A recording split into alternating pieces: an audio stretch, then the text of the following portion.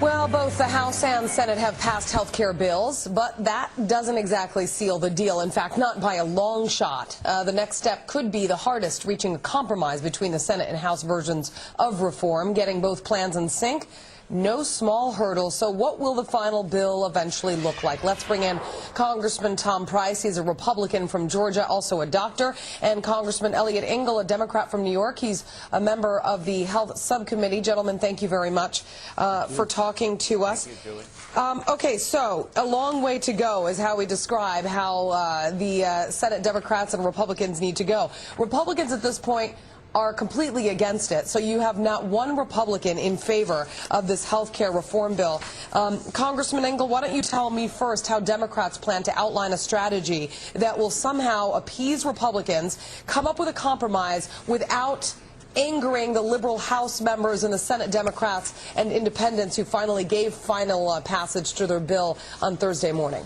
Well, I think that we will have a compromise between the House version and the Senate version probably within the next 5 or 6 weeks, perhaps even in January. We have gone a long way in promising the American people comprehensive health reform, and we believe that it's right within our fingertips. There are differences, obviously, in the Senate and the House packages, but the main thing is similar. We want to make sure that almost all Americans are covered by health care insurance. We want to make sure that no one is denied any kind of health coverage because they lose their jobs or change their jobs. We want to keep the costs of premiums down. We don't want people to be denied coverage because of pre-existing conditions. We don't want the insurance companies making these decisions. And so those are similar things in both the House and the Senate bills. Now we just have to iron out the details. And Congressman Price, keep the costs down, but for whom? House leaders have proposed a surtax on millionaires. Aides say that they may settle for an expanded version of the Senate's proposal to raise the Medicare payroll tax on annual incomes exceeding $200,000 for individuals, $250,000 for families. Many will argue that doesn't necessarily make you a millionaire if a family earns $250,000 a year. I mean, who's going to wind up carrying the burden of this multi-trillion-dollar bill? Well, that's the real question, Julie, and that's what the American people are asking. And what they also want to know is whether Democrats are going to represent their constituents or whether they're going to represent their leadership. If they represent their constituents, we'll be just fine. But at this point, both the House and the Senate bill have increasing taxes, $500 billion plus of increasing taxes, $500 billion about in slashes and cuts to Medicare in order to pay for what Eliot says is necessary, and that is appropriate insurance reform and making certain that the costs stay down and making certain that health decisions are made where they ought to be made between patients and families and doctors. The good news is you could do all that without the government taking over the whole show, which is why the American people have said, we don't want this plan, go back to the drawing board. Congressman Engel, do you agree that the government is going to run the whole show?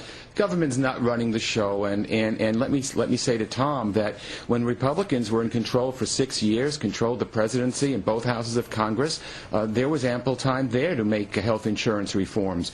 So if it was such a good deal to do it that way, why wasn't it done then? We think that the current system is not sustainable, and people who say, well, I just like my insurance the way it is and I want to keep it, will not be able to keep it because premiums are doubling and tripling and going up every single year. And there's been so much misinformation put out about these bills that no wonder the American people are scared. We think when the American people understand what's in the bill, that there will be portability, that people will be able to be insured, that they won't be denied coverage, that if they lose their jobs, they'll keep their coverage. We think the American people will like what they see. Congressman Price, I'll let you respond. Yeah.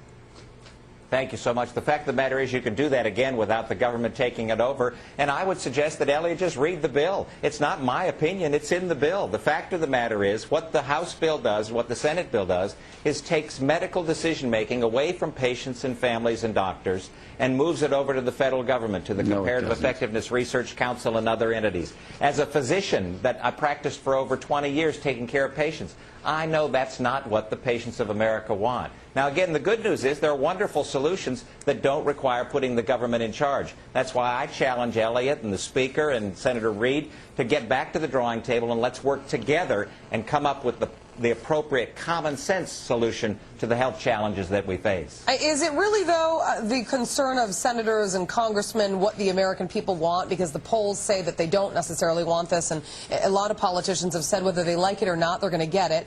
And when they do, they'll eventually like it, but it's not going to be until, I guess, 2011, once health care once the health care bill passes, essentially, 2011 is when the changes will take place, because a lot of these health care packages that we have under our employers run from, let's say, January to December, and we won't be seeing changes for another year anyway. Well, look, the American people have been fed a steady dose of lies and distortions. I'm sorry that Republicans made an early decision not to work in a bipartisan fashion on this bill. I mean, it would be a lot better. True. Well, it is true, because you see there's no votes.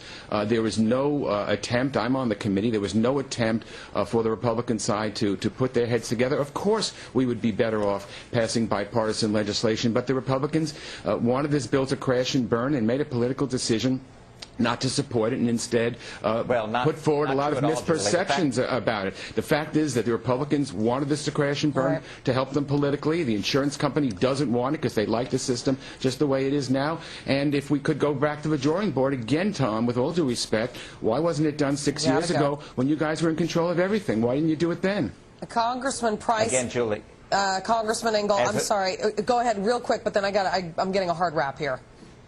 As a physician, what we say is, what we know is that the status quo is not acceptable. Positive reforms are possible. We tried. They wouldn't allow it. The fact of the matter is the American people are demanding not to pass the bill that's on the floor. Congressman Price and Engel, thank you very much for talking to us. We appreciate your fair and balanced debate here. Thank you. Thank you.